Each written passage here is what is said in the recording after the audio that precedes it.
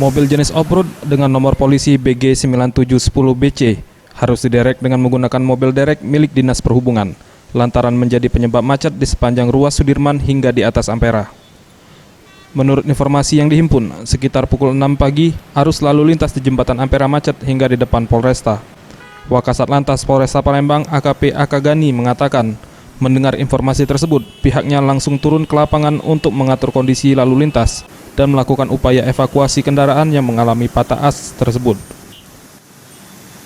Jam-jam sibuk jembatan tersebut sehingga kendaraan yang lain sempat macet. Informasi dari drivernya bahwa kendaraan tersebut patah as sehingga tidak bisa, kalau tidak pakai derek maka tidak bisa berjalan. Menurut sopir mobil yang mengalami patah as tersebut mengaku dirinya bersama temannya dari kota Batu Raja hendak menuju kota Palembang. Saat di atas Ampera, tiba-tiba mobil yang mereka kendarai mengalami patah as sehingga tidak memungkinkan untuk didorong. Kak Jamil, ngapo mobil kita Kak? Ini Kak?